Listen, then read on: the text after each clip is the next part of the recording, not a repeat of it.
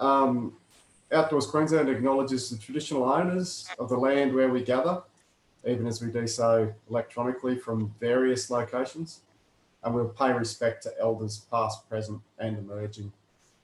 And Outdoors Queensland also acknowledges the important roles of Aboriginal and Torres Strait Islander peoples within the outdoor recreation community on the land, sky and waterways used for outdoor activities.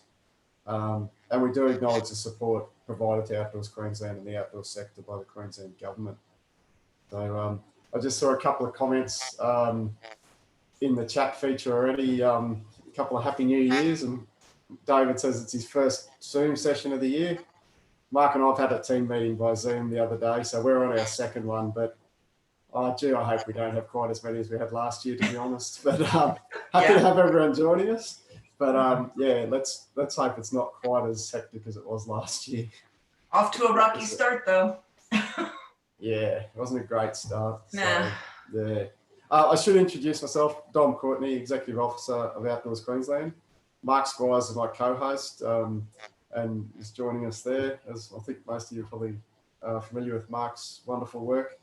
I'd like to welcome all of you, welcome members of Outdoors Queensland, our board, and any life members of the organisation. I'm not sure if there's any here today, but and anyone else who's joining us, including reps. I'm not sure if we're going to be from the interstate organisations. We might have a couple of them, but we've got Andrew Govan on there, just saying camps might be done by Zoom by 2030. I certainly hope not, mate, but let's see what happens. I think there'd be some people who would be fairly much fighting against that that outcome. As I said, recordings of these sessions will be publicly available through our website and on YouTube. And welcome to 2021. Seems to have picked up pretty much where 2020 left off for a lot of people. And yeah, I just wanted to really thank you all for joining us today, but also thanks for all the work that you've done right throughout last year and making, I guess, the outdoors still a wonderful place to be, even in a different environment. So yeah, we've got a bit of an agenda to have a look at for today, but I think I've said this a million times if I've said it once. These are all about opportunities for everyone to have their say and to contribute. It's a conversation that we'd like to have you guys having input to. I particularly put a dot point there at the end about what you want to see from these sessions this year. So I'd like to have a little chat about that too. We did have a bit of a brief discussion of that in our last session last year, I think it was a couple of weeks before Christmas. So just wanted to have a quick touch on that one at the end of the meeting.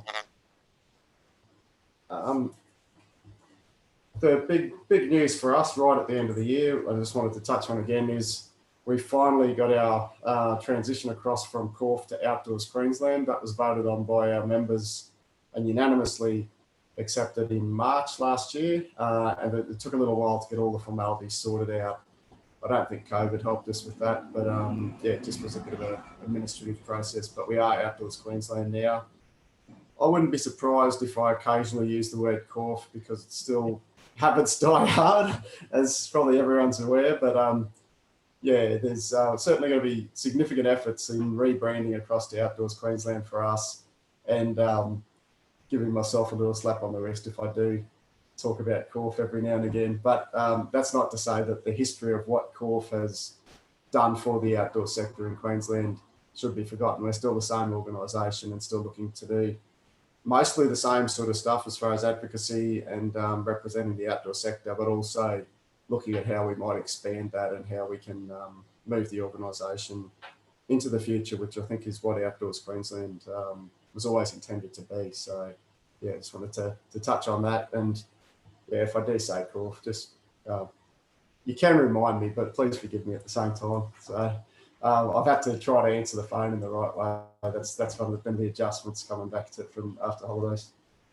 And on that, our president Alana Bold and I and Q Sport and also Phil Reeves from our Active Queensland's Industry Alliance met with the Minister Sterling Hinchliffe in November. So I just wanted to note that as far as our advocacy work, we've certainly continued that sort of effort. So we met with the minister just as an introductory thing, and this year it'll be about developing the relationship with the minister and the rest of the government. But as your peak body for the industry, I guess that's a important part of what we do. And Minister Hinchlife's also the Minister for Tourism, so it's an interesting combination of sport and tourism.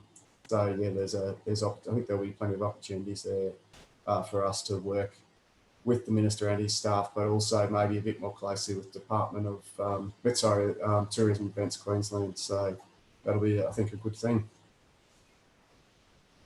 Moving right along, got a few things on the agenda, and we will come to a lot of the stuff on the industry plan and that sort of thing. But I just wanted to bring up the Brisbane off-road cycling strategy that Brisbane City Council's released. Well, I've got on the screen released today. It was released in December it was actually, I think it was the 11th of December.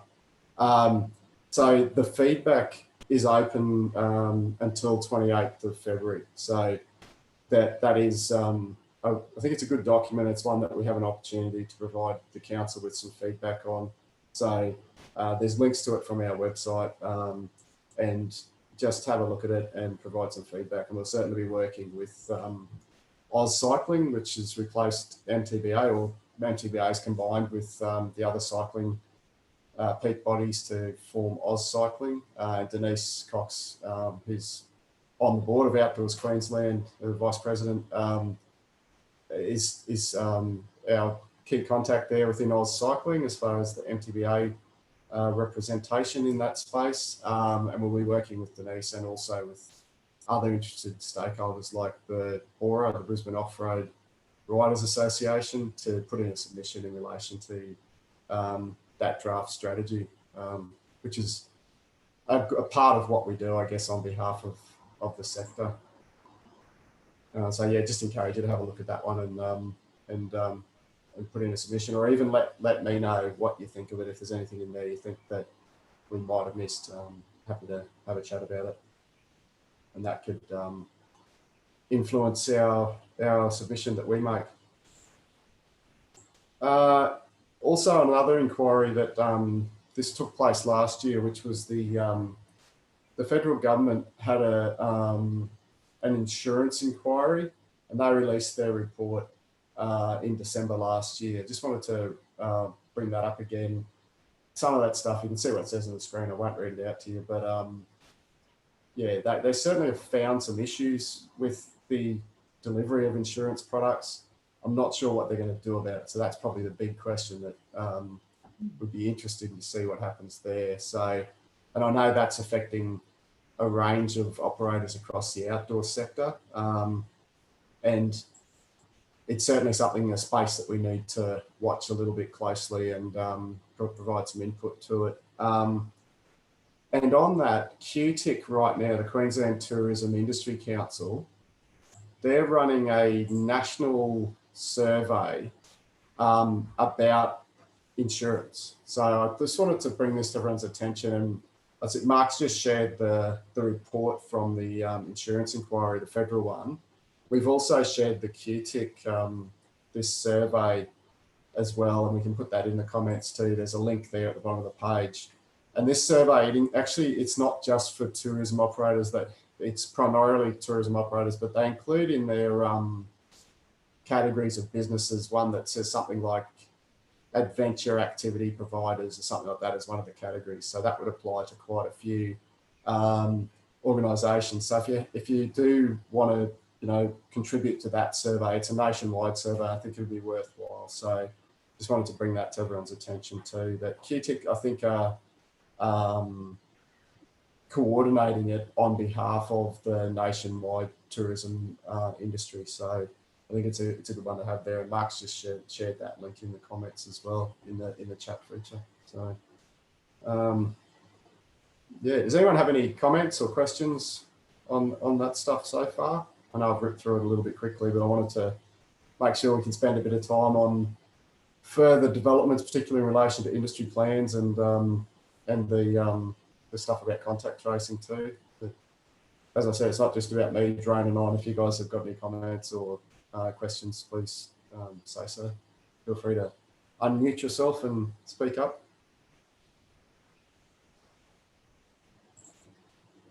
Well, moving right along, as I'm sure everyone's aware, there have been some changes to the road map that we've had in relation to management of COVID-19. This is the one that's currently on the website with the sort of, so I guess it's a little bit like what Victoria had at one point, where they had the Greater Melbourne restrictions, and then they had restrictions for the rest of the state. So with our Greater Brisbane restrictions that we have at the minute, which is Brisbane, Ipswich, Logan, Moreton Bay and Redlands council areas, there's one set of rules for that Greater Brisbane and a different set of rules for the remainder of Queensland, which can make things quite complicated, particularly when people from that Greater Brisbane region go into the other area, into the rest of Queensland. There's an expectation that we would still have the same sort of controls as far as trying to prevent spread of COVID-19. So as an example, I think the one that the Chief Health Officer used, I think the other day, was if someone from Brisbane went to the Gold Coast or the Sunshine Coast, etc., and went to a cafe, they would be expected to wear a mask to go into the cafe. They could take it off while they're eating or drinking, but they should have a mask on when they're indoors otherwise. And that applies even if you're in a cafe in a spot where you don't have to do it. So where other people don't have to do it, the locals. So it's a bit of a funny setup, but I think it's just all about reducing that spread. So I guess what they've got there with this 2 sets of rules for different regions is an important part of it. And the big one I think that we do need to mention is that new normal along the bottom of the screen. I'm not sure how clearly you can see it, but the bits there about maintaining physical distancing, wearing masks, the good hand hygiene, staying home when sick. Then it goes to electronic contact details. It's the next one. Rapidly responding to outbreaks, travel restrictions from hotspots, and then the COVID safe plans and checklists. So I think as a sector, the outdoor sector, right from small businesses, clubs, larger organisations in our sector, I think we're all doing a lot of work on this and they've been doing a great job on it. It's probably just a reminder this last few weeks has been about not getting complacent about it and continuing to do the good work that we have been doing. So just have a look on in the comments. Mark's added a few links there, but I just saw Andrew Grant has just made a comment about venues holding to cancellation policies and saying that some groups are twitchy. As long as we're following the roadmap and industry plan, no reason why camps can't proceed. Yeah, I agree with that, Andrew. I think it's an important point that people have been nervous, and particularly this is an odd start to the year, which Julie sort of mentioned earlier. But I think part of that is that we need to keep reassuring people that we've got 2 industry plans that are approved by the Chief Health Officer. And the idea of those industry plans is to be able to operate in a COVID safe manner and the safest possible manner we can at the moment. So yeah, agree with those comments, mate. Just saw Pete's comments. Welcome back, Pete. And also Tanya, just saying, checking, we have a group from Wynnum coming to our area. Does our staff from outside Greater Brisbane need to wear a mask or just the participants? Tanya, I think it is just the participants. So the people who come from Greater Brisbane have to wear it. I guess the wise decision, the other part of it is if in close contact, and particularly if your staff aren't comfortable with it, without the mask, then I guess it's probably a good idea to make masks available for your staff. And a lot of I think the advice has been wear it if physical distancing isn't possible. So I think it's probably a good idea to have masks available for your staff. And that also means probably the other bit that I think the Chief Health Officer mentioned a couple of times is make sure that staff are properly trained on how to use the PPE, which you have to do in relation to any workplace health and safety, but just make sure people understand how to properly fit and wear the masks. So, And Andrew's just put a comment there, staff in face-to-face contact, and then corrected it to frontline staff. Yeah, face-to-face contact with frontline staff should wear masks. It's probably good practice to show that. And certainly in Greater Brisbane, I think it's virtually required now particularly in some roles like indoors. In an outdoor role, it may not be required if you can still have the physical distancing and manage it that way. But yeah, I think it's definitely something that we need to consider. I'm just looking here in the comments. David says the field of play considerations aren't being used. So the field of play is still in play, so to speak, David. It is certainly in the delivery of the activities. So where the difference is in the outdoor ed world, I think in the outdoor ed plan is probably where it's not in the delivery of the activity, where it's potentially in the dining areas and in the indoor spaces. I think that's where it's probably got a little bit more nuanced in relation to probably the mask wearing and that sort of thing. So I think it's probably more that side of things. If you can't do the physical distancing, then that's where the mask wearing has become more important. And the Chief Health Officer acknowledged that the other day, saying that previously mask wearing wasn't, I can't remember the word she said, wasn't mandatory. So she's sort of saying that's actually one of the controls that has given her more confidence in relation to a lot of these things. And there is a statement too that the public health directives, where they're stricter than the industry plan, the public health directive does kick in and can trump the industry plan. So we do need to read those together when a new public health directive is released. So, or if there's any conflict between them. Just rolling through. Andrew said that the Chief Health Officer said hospitality and service staff outside Brisbane should still wear masks. Okay, yeah. I think that's, yeah. So Tanya's mentioned the same thing on delivery of program out in the activities. Frontline staff outside Brisbane, you don't necessarily need to if you're outdoors and you're delivering it. That's where the field of play stuff comes into it. But yeah, that's all good. Oh, you just said yes, it's been answered. Cool. And Mark shared those guidelines on masks from the government. Oh, I've caught up on the comments. Thank you. All right. Happy if anyone wants to just ask questions too, rather than using the chat. But yeah, if you want to use the chat, please do that as well. So, hey Dom, Peter Schilling here. How are you, mate? G'day, Peter. Well, thanks. How are you, mate? Yeah, good. Just want to ask you, highlight the definition of hotspot. There was a lot of people kicking around the term hotspot last weekend, but Brisbane wasn't declared a hotspot. But our plan definitely references a hotspot. So I'm just a bit worried about the government using the term hotspot sort of willy-nilly, if you like. Seems to be, it'd be nice to know if they actually define a hotspot or how they define a hotspot. Yeah.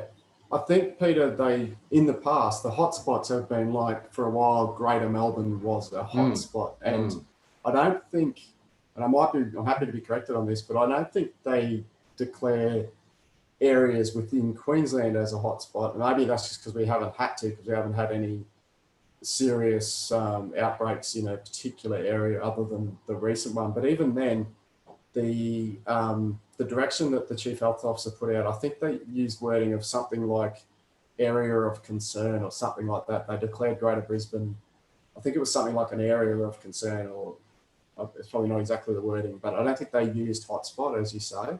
So they used impacted area. It was called an impacted area. And it wasn't a hotspot because there's only one case of community transmission. Ah, thanks, mate. Yeah, so that was the difference. So they're not saying hotspot if they're using that impacted area. It certainly felt impacted living here for the last few days, but I think that's probably a more accurate depiction. So, and Peter has just added in there that hotspot definition and usage changes from state to state, which then makes it confusing. Yeah. Thanks, Peter. Yeah, I agree with that. And it seems to be, I think partly this was a bit of a debate that was going on at the national cabinet level, where they were trying to agree on a national definition of hotspot. But I think some of the premiers didn't quite see eye to eye on that. So that's why it's stayed at that confusion level. So yeah, there's a bit of that work, and Mark's just shared a little bit more there from on our webpage too. So yeah, I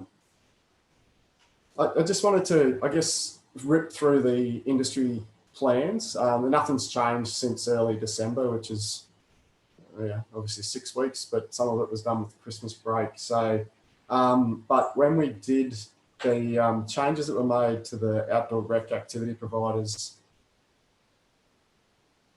to get to version 17, which was on the 2nd of December, again, there's a statement about encouraging masks when it's not possible to physically distance. So that's probably the biggest one in there, which has proved useful, I suppose, as far as having that in there. So the Chief Health Officer was obviously thinking about that back in late November, and they added that statement to all the industry plans, is my understanding. So it wasn't just to our plans, it was to all the plans. So yeah, that's just a general update. So and the other one was about the event capacity, but that's changed again since then. So the stuff that's in the directive overrides that, as I said before. Any other questions on the outdoor rec activity providers plan? I just don't want to rip through it too quickly and without giving opportunities to have a discussion. Just one of the things I've found frustrating is that when changes come through in the plan, there's no way of actually seeing what they are or where they are unless you go through it line by line, word by word, which is absolutely tedious. If it's at all possible to put a summary page on the front of it each time, just saying, hey, these are the changes, that would be enormously helpful for everyone. Yeah, I've had a couple of different conversations about updates to the plans. Like I even actually asked them if they could put in brackets after just the description of the file name, put in brackets approved this date, so you could go on and see when it was approved, and they haven't been responsive to that. I'm not sure why. I don't think it's that hard, but yeah, we talked about some changes. We've sort of been trying to roll out what the changes are through our network, but I find it's been quite difficult to get those exact changes. I've certainly tried to summarise them in these, but at the end of the day, yeah, it's frustrating as far as having to go through the entire thing and go, well, what's actually changed and what do I need to change in my own operational plan to make sure I'm still in compliance with it. And I'll take that on board, Peter, and I might just suggest that. But at the same time, I was sort of going to say, actually at the end of this couple of little sections, but I'll say it now, the government are actually they're talking about right now a review of the industry plans, because I think they've realised there's a whole lot of consistent information right across all the industry plans. So I think they're looking at whether they can get them from being, whatever, 40 pages down to the stuff that's actually directly relevant just to each different industry. So I've been told that we'll be fully involved in that, and I'll be interested to get feedback on how that will work. So it's probably one of those things that we'll be involved in, but also we'll need some industry guidance on how that's going to work and if there's any unintended consequences that could come back to bite us that we need to flag with the government. So, but yeah, thank you, Peter. It's a good point. Dom, I'm wondering, like when you submit, I'm just wondering if you do something like use track changes in a Word document, which you could then distribute just to us, the operators, after the event. Do you do something like that, or? Yeah, we do, Andrew. It's a bit of a funny one. It depends if, and this is the weird thing. So some of the changes are driven by us, or it might be from feedback, and some of them has been feedback from these sessions where I've then gone back to the Sport and Rec as a first point of call and said, can you change this section or this section because of these reasons? But other changes are as a result of updates from Queensland Health where they want changes made to all the industry plans because, for instance, the one about encouraging masks, that came from Queensland Health. So it's not all driven from us making a request. Some of it's driven just from Queensland Health directing that this needs to be included in industry plans. So, certainly, and we try to highlight any of those changes. When we get that, Sport and Rec tend to send us an email and say, here's the changes to industry plan. Here's what's behind this. And we send them out as a bulletin when that happens, when we get those things. But Peter's right, it's not summarised at the start of the document as far as changes from version 16 to 17. We certainly try to highlight that in these sessions. But yeah, we're not capturing everyone in these sessions, even though they are recorded. But I think it's something that could be done better. So maybe we need to look at the different options, and maybe it is sending out just a summary document saying from this version to this version, here's a summary of the changes. But at the end of the day, it is probably still that step of making sure that you're in compliance with the new plan all the time. I just saw David's TikTok update. I don't think I'm quite ready for that yet, David. I'll defer to you on that one, mate. And I just saw Mark had said we do highlight changes in these sessions, and Peter's acknowledged that. So, yeah. But yeah, it is something we can work on. So thank you for that. On the outdoor education providers, as I said, I've got there, we have requested some changes and we haven't got a decision on them yet. So that was in early December, we asked for that. I think obviously Christmas got in the way of some of that. We didn't get an answer for the end of the year. And now I think Queensland Health's been quite busy in the last little while dealing with the impacted area and the changes with that. So we're still waiting on that, and I'm hoping to know about that sooner rather than later. But those clarifications are saying, that we want to make sure that it does apply more broadly than just to school camps. So I think that's read into the plan, but I just wanted to make it crystal clear so that there's no confusion on that.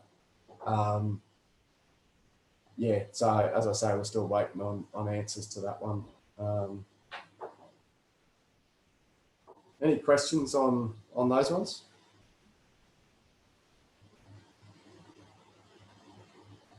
Nope. Yep. Okay. So this is the one Julie mentioned earlier, the electronic collection of contact tracing details. I haven't put a nice picture because I don't know how you put a nice picture on this one other than some QR code on here, but there's a whole lot of words on there. But at the end of the day, what it is actually about is we were told that it was going to be for all organisations in Queensland. So we put that out in that week before Christmas. But the actual requirement was actually for only the specific hospitality businesses provided in that public health direction. And I've put the list of them on the screen there. But they're saying for other organisations, it's good practice to do the recording the details electronically, but you can still do non-electronic collection. So you can still use paper and pen if you need to. And this has been a particular issue for, organisations where there's not reliable phone service or internet. So they've certainly, I think, received that feedback, the government, about making sure everyone goes to electronic. Even with the electronic in the bars and cafes, they've been told people don't have to necessarily use a QR code. They can use, a staff member can record someone's details on a laptop or a tablet, as long as it's recorded electronically. Because I think from what the health minister said before Christmas, their issue on that was actually all about illegible contact details being provided, or even dodgy names. I think they must have had Daffy Duck and Donald Duck visiting a few cafes and stuff, which is pretty ridiculous that people do that. I understand that some people are, don't want to give their details, but I think they have the option of actually not attending those venues if they don't want to give details at the moment for the public health situation we've got. So it is still an option to use the non-electronic stuff, but I think it will come a day where everyone is expected to go to the electronic. It still doesn't mean, they're saying you can still use pen and paper or whatever, and then put it into an electronic database later as well. So that would probably be a relevant one for, bushwalking clubs, probably Julie, like yourselves, and others, when you don't have the access to electronic stuff and you might have walkers turn up to go on a bushwalk and literally record their details at the trailhead before you start. But there would be responsibility for the club or the organiser to go and record them electronically, whether that's just in a database when you get back, to back home, assumingly, or back to being able to get to a computer and put them in. And they say that needs to be done within 24 hours. So that's. I was going to say that is correct.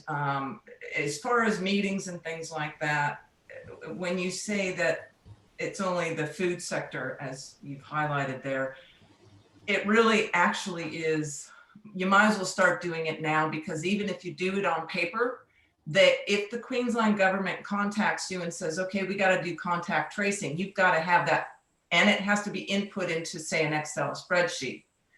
So then you've got transposing of numbers and typo errors and whatever. It is best to just go for it now, bite the bullet, get into the digital, get into the QR. In my case, I'll do that for meetings. And I'm working on, I can't physically do it in the bush because some of our locations do not have reception. So you can't do it. But within 30 days, I'd say I'll have something scheduled and planned for that. But don't think you can get away with paper anymore. Yeah, you can't. Well, you can as a stopgap measure, but it still needs to get done electronically. The other thing that I've been told, and I haven't heard this one officially, but I've been told that the government is actually looking at a contact tracing app as well. So this is what they do in ACT and New South Wales, where it's a government provides the data, and the real value of that for the government is their contact tracers can access that information without going through the club or the business. So they've got the back end access. So I think that's actually, there's a bit of Big Brother involved in it, obviously, but for this situation, I think that's where they're looking at. I'm not sure how long it's going to take to do it, but apparently I've been told that the ACT one is really good. So I don't know whether they're working with them, but just looking at comments. Matthew's just said that his organisation has event management booking systems, so they've got the data electronically, and it's said might be better to have this at a community event scenario, which is a good point, Matthew. Thank you for that. And then Peter's just mentioned that some participants are at-risk youth and families whose contact details are suppressed. So that's a difficulty. The thing with some of this stuff, from what we've been told, is where any of these details are provided, it's only to be used by the organisation for the purposes of contact tracing. So I think they actually, I don't know if they did fine people, but they certainly early on, they were having a bit of a crackdown. If anyone then sent out, an email inviting people to the next event or something like that, there was certainly some serious words, at least, of people not being able to misuse the contact tracing databases. So I'm not sure there, Peter, when you say child safety or court orders for contact details available, that's going to make things difficult. But how are you managing that at the moment? Yeah, it's probably not strictly in compliance, but we're treating it like school groups. So with a school group, you're allowed to record the school as the contact, and the school is legally allowed to have those contact details. So we'll work with a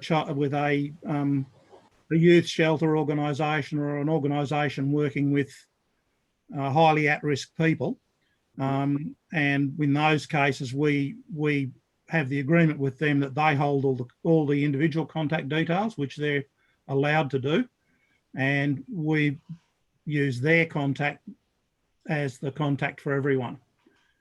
And that's about all we can do. Where it becomes really tricky is if we have individual family groups, whatever, wanting to come along, and if they're under a domestic violence protection order or something like that, it's really difficult. You don't want to exclude them, but yeah, it's how you manage that collection of information and storage of that information.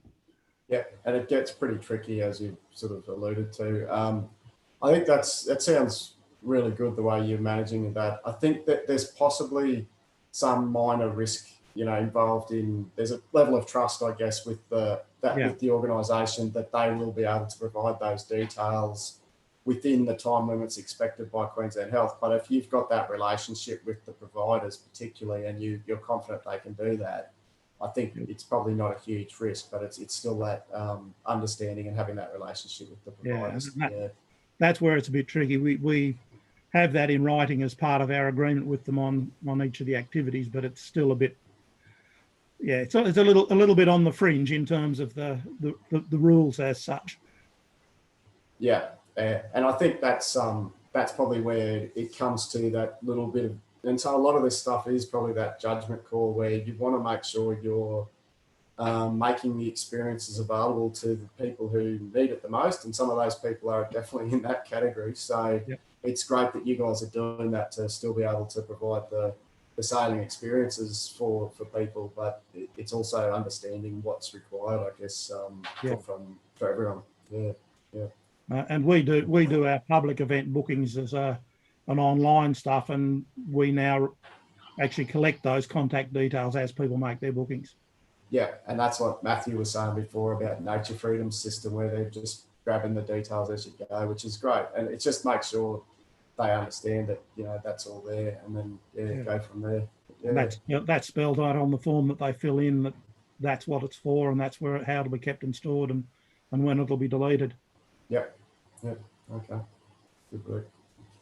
I just saw Kelly just made a comment too about the drama before Christmas with the non-electronic recording from the Glen Hotel. Yeah, I think that is one of the key things that actually spurred that change. So, it's certainly, I guess, as they go along, Queensland Health are learning too, and they're implementing the new changes just to try to improve the system so that they don't have the dramas, which keeps the rest of us safe. So.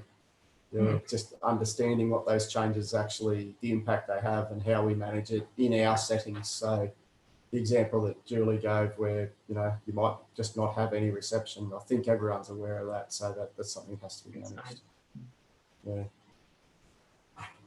Don, just a quick comment. Yeah, g'day, Tom. I'm from Brisbane Bushwalkers. We have online registration for our activities, but quite often we come across new members who haven't got their online credentials finalised. We get their manual details and then add them later once they do get their registration. The other thing is we get we get guests along, but they're normally family members. And we just register them as, under the contact details of whoever their host is. And we cover it that way. It's online registration. And the thing is, we keep this data. We can go back for years on who attends. The other one is the hotspot idea that was brought up earlier. New South Wales has declared Greater Brisbane a hotspot. What it means is we have people we have members who come from New South Wales and they can't attend activities in Greater Brisbane because when they go back to New South Wales, they have to self-isolate and they can't go to work, which is a bit of a drama. And then there's a bit of, inequality where when you go to outside of Greater Brisbane, you have to wear a mask, and then you come back in, you still wear your mask. People from outside Greater Brisbane come in, have to wear a mask, and when they go back out, they don't. It's it's funny the way the system's set up. They do. Once you've been to Brisbane, you've got to wear a mask until the 22nd. Yeah. Wherever you are. And then you've got, like you say, it's not declared a hotspot. Otherwise, you'd have to control movement in and out. But and like, who's monitoring whether or not people are wearing masks once they go inside Greater Brisbane and go back out again? It's something you probably can't monitor. But anyway, that's just my comment anyway. Take care. No, thank you, Tom. I mean, I think I know the police were actually intercepting some cars when there were Brisbane people sort of fleeing for the Golden Sunshine Coast on that first weekend, which is a bit strange. But it is a bit odd. I don't know. I think it would be unlikely to be any enforcement of that stuff if someone from the coast came to Brisbane and then headed back to the coast or Toowoomba or whatever. And even, it's actually not even that far. Like you could go to Boona from Logan. And, you know, some people, this stuff is literally, if you live near the border of, you know, Logan and the southern, you know, to Boona or down to the Gold Coast, it could be 5 minutes rather than an hour's drive. So that's the same thing of every border that we have. So yeah, I think it is quite complex, and it's just a matter of making sure people understand the rules as providers, particularly asking the question, you know, and making sure people understand what the rules are and what you need to do to make sure of it. And certainly I've seen a bit of information in the tourism space where they've been saying this is what tourism providers should be asking, and even they've been saying, you know, particularly holiday destinations with the Australia Day weekend coming up, if people from Greater Brisbane are travelling to Cairns or to the Whitsundays, if it's before that 22nd, because I think it's 1 o'clock that day, on the Friday, next Friday, 1 a.m. that day, then these are the expectations that people will be doing. And luckily, the Australia Day long weekend falls after that. So, yeah, hopefully things will be back to normal by then. So, yeah. Visit Sunshine Coast and Gold Coast Tourism actually distributed a poster you can put up. And the expectation is if you've been in Brisbane since the 2nd of January, or if you visit Brisbane, you then have to wear a mask outside of Brisbane until the 22nd. So that's on the poster. So we've got that poster up all around our sites.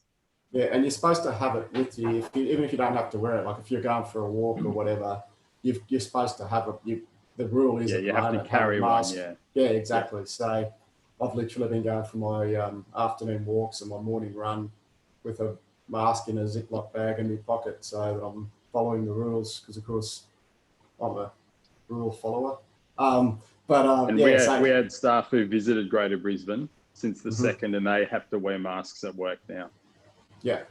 Indoors. And indoors. Yeah, that's right. So if you're outdoors and able to physically distance, that's different. But they still should have the mask on them as well. So that's the other one. I'm not sure. Yeah, everyone's on top of, but it's a bit of a funny thing. It's another habit you have to get into of literally, and I've been literally leaving my mask in the Ziploc bag with my keys because I'm not going out the door without them. So yeah, it's just that building the habits up again. And it's how you do that in your workplace and your, particularly with volunteers of clubs, that sort of thing. It's just about probably the reminders, and maybe those posters that the tourism people have got is another good way of doing that. So yeah. Just go down to Victoria for a week and you'll get in the habit of wearing masks, and it will be a non-issue when you come back to Queensland. Trust me. Yeah. I know. I think I did say to my brother-in-law in Victoria that, that my wife and I have just gone through Australia's largest lockdown this year, just to let them know they're not in it alone. So the Victorians certainly did it a lot tougher than we did when we had our 3-day. They sure did. Yeah. So yeah, I just put a few comments there about if there's any issues about protocols in the industry plans, and just a reminder on the Sport and Rec email address, and also proactive site visits. It's still worth talking to the Public Health Unit about having people come out if you want to have them come and have a look at your site and see how you're implementing the protocols in the industry plans particularly. And I'm always happy to hear if anyone has any issues with any of the protocols in either of the outdoor COVID safe plans. Happy to really hear about that, and if there are things that you think need changing in there, certainly let me know. But also, as we go forward, if this review of the industry plans goes ahead from the government, then that's certainly something that I would appreciate some feedback on as we go through of what that's going to look like and how it's going to work for our whole industry. So just wanted to mention that too. COVID safe events. I just wanted to flag this as well because obviously quite a few outdoor events. This is taken from the government website, which they actually updated on the 22nd of December. So we haven't spoken about this particular word in one of these sessions. The big part, I think, is it specifically says in there that that events organised and run by sport, fitness and active recreation organisations and providers who are complying with an approved COVID safe plan don't require additional approval in the industry framework for events. But I've had it pointed out to me that the COVID safe event framework has been changed in early December or late November. And there's a bit of confusion in that. So we're certainly going to try to get that clarified, because there's a clause in there that's changed from the previous version where it was saying that it actually says now that you need to get approval from public health units for all events with overnight accommodation. So I don't think it's a deliberate trying to capture stuff like a school camp or that sort of thing. I think it's intended to be events like a small version, like a music thing where there might be some overnight camping going on, a music festival or something like that, a multi-day event like that, where it sort of makes sense that you might want public health unit approval. But for activities that are going on that are deliberately that are being delivered under an industry plan, like the outdoor education plan, I can't imagine it's their intention to capture those sort of activities and then require notification to the public health unit every single time. So, and it's got to be 10 days in advance of the activity. So I'm seeking some clarification on that. I just want to let 10 working days it is. 10 working days. Yeah, which makes things fun. So yeah, I like I say, Andrew, I don't think it's a deliberate thing trying to capture more people and get more things notified to public health units, because I don't think, like, if every organisation that had things like that, that would be, every camp would actually have to do it and be notifying public health units. So I don't think it is a deliberate thing. It might just be an unintended consequence, but I've asked the question about getting clarification on it. And we'll certainly advise once we hear more on that one. So the numbers are still 1,500 attendees at outdoor events.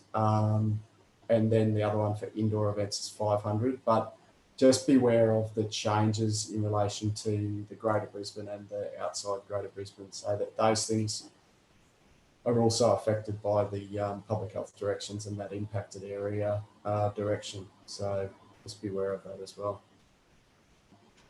Can I just say, Dom, that it's very clear now in that event framework that reference to multi-day events with fewer than 1,500 people, which incorporate on-site accommodation such as camping, only applies to outdoor events, not to indoor ones. So I think your average outdoor education facility would be considered an indoor event, correct? Yeah, operating under the accommodation there is the indoor part of it, I suppose, and it has outdoor activities going on. But yeah, I think I tend to agree with you. I'm pretty sure that's only it's to do with festivals. Yeah, which is an exclusively outdoor event, and we had to get a COVID safe. Well, it wasn't us, but the organisers run Queensland with the Blackall 100 had to get a COVID safe event plan approved for the Blackall 100 because that was the primary event, but they were accommodating some people, but that was seen as an outdoor event. Whereas I think a camp is actually just seen as an accommodation event, which is indoors. Yeah, I tend to agree with you. And that's sort of where I think the confusion might be coming in, that there's no way they wouldn't. I think they want to capture things like that, like a festival or those sort of things. They want to know about that because they don't want it to be one of those, what they call super spreading events. So, but they don't, our stuff, which is effectively business as usual for all our operators, they don't want to have to go through approval for every single time there's a camp or that sort of thing, because we're already doing it. We're doing it well. We've shown that all of last year once things got back to business. And I can't imagine they would want to get all that paperwork and just clog up their system. So yeah, I'll certainly, once I know more about that, we'll we'll share that, whether it's in a couple of weeks' time or earlier through a bulletin or whatever. So or emails, so we can just sort that out. But hopefully we'll get a response to that one pretty soon.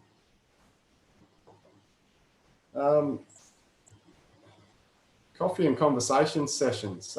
Just on this one, we're on episode 1 today, so welcome everyone who's joined us.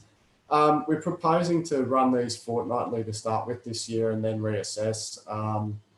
As I say, that we might go to monthly, but it also depends what's going on. So I guess in the few minutes we've got left, just a quick question of, does anyone have any comments on what you'd like to see from these sessions this year?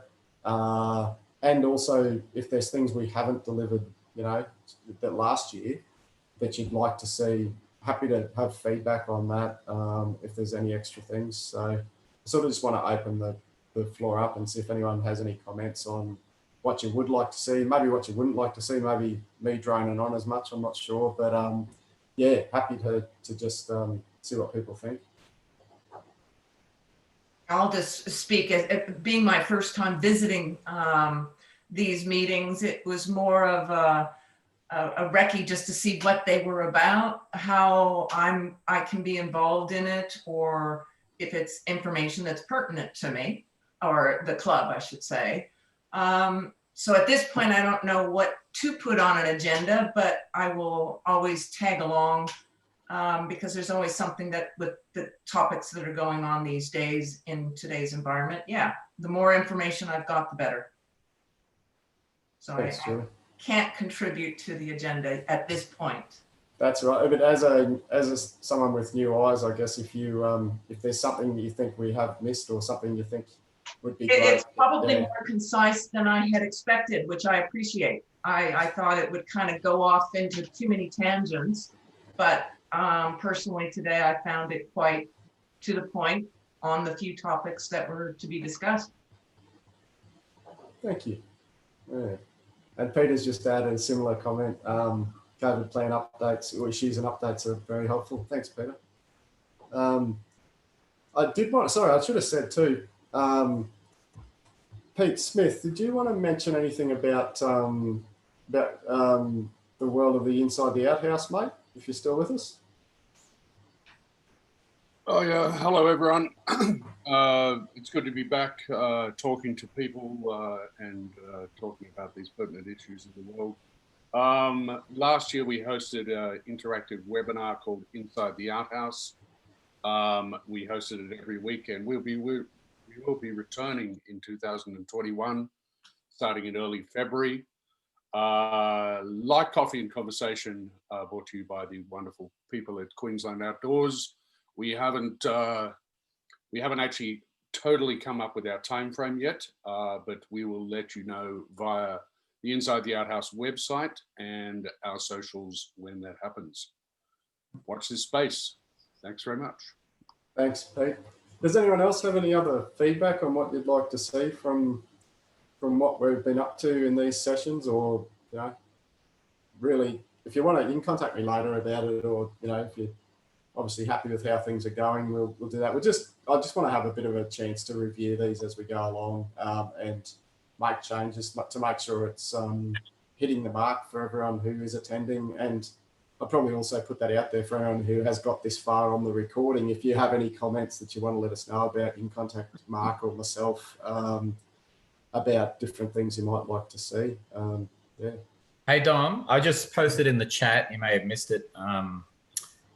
Good morning. Great to see you guys again.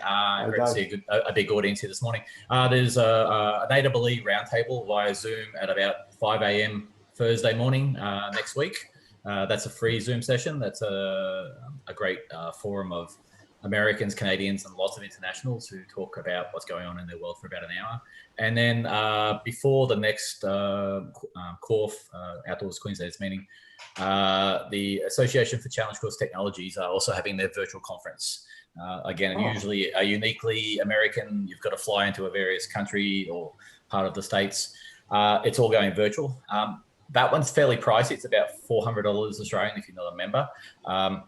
But definitely over the 19th to the 29th, I think the later part of that to the month is when the main conference content. Worth having a look at if you're involved in challenge courses, ropes courses, treetop adventure type programming. Yeah, and having a look. I just thought I'd throw it out there. Thanks, David. I had missed those because I think my chat just kept on rolling down. But yeah, yeah, and Andrew's just put another comment in there that these are helpful and fortnightly is good. So we will stick with fortnightly for now, and we'll just see as we go along, and we'll keep on rolling along with them. So yeah, the next one will be the 29th of January. And yeah, we'll just go from there. I just mentioned Craig just said we could get people to share some case studies or wins. That's actually a good point too. We could certainly be doing a bit of that. We haven't had a lot of guest speakers. We had some as we went along last year, but we haven't had a lot of those as we went through. New South Wales, Outdoors New South Wales in theirs, they probably had more guest speakers. A part of the reason we haven't is I've tended to want to deal with any of the emergent stuff, and each time I lined up a guest speaker, we'd end up giving them 5 minutes or 10 minutes, you know, and it just compressed everything else. But so I remember one where we had I think we only had an extra 5 minutes to spare for a guest speaker, and I think they probably could have spoken for 20 minutes. So it does make things a little bit difficult, and I don't like lining up a guest and then not being able to give them much time in these sessions. But yeah, certainly something we could have a look at. Some case studies is a good point, particularly in relation to how things are happening. But as I say, I really want to make sure these are about conversations and different people adding into the mix. So yeah, thank you for your feedback. And it's lovely to see everyone here lining up for the next year of fun and games, adventures. That's probably a better way of putting it. Yeah, and I guess, you know, as I've said earlier, the good thing that I've seen throughout this is the collaboration that's happened right across Queensland and beyond. Like our interstate levels of collaboration have been amazing for the last 12 months or so. And yeah, just learning from each other and how it's all working has certainly been a real strength that has emerged throughout. You know, I guess crisis does that. It can bring people together and can make us certainly work better together, but also just sharing resources and that sort of thing. So that's a large part of what CORF's always done and what Outdoors Queensland intends to do into the future. So yeah, I think if anyone has any other comments, otherwise we might tie it up now. I just saw Pete's added Inside the Outhouse has guest speakers and always discusses wins. Yeah, I would vouch for that. I was one of those guest speakers at one point, and yeah, certainly it's always an enjoyable process. So I'll certainly be looking out for when the outhouses return into a screen near you for season 2. Yeah. So yeah, if anyone else has anything else, happy for you to chime in. Otherwise, we might. Hey Dom, I think it'd be great to strike the PD. Can you hear me still? Yes, mate. The PD. I'm all about PD this year. Professional development. The National Outdoor Conference in Australia happening in September. It'd be great. September. Yeah. Yeah, it'd be great as soon as Laurie's able to give us an update on where they're at and what they need to support to get that off the ground. Because from what I've heard, they're a little bit struggling with it at the moment. So it'd be good to get an update on that because there's been very little professional development opportunities in Queensland in the last 12 months, obviously due to the pandemic. But nationally, I think we need to take our Zoom connections and put them into place in person if we can. Yeah, one of the few that we had last year, I think, was Mark went up to Cairns for the Facilitators of Outdoor Learning Forum up there, but there wasn't a lot of other things, OEOQ, that organised that, which was great, but it has certainly been very difficult in the current environment. So thanks, David. Yeah, we'll definitely add that to the list of opportunities as we go along. And the National Outdoor Education Conference is always a good one, and certainly something that we support as well. So I was slated to speak at that in October last year. I think it was supposed to be held in the Blue Mountains. So hopefully it will go ahead in this year. They've put it off and we'll see how it works. So yeah, thank you for that. All right, on that point, we might wrap up. I hope you all have a great week ahead and fortnight ahead, and we'll be back again in a couple of weeks' time. So thanks very much, all. Thank you. Have a good weekend. Thanks. Bye.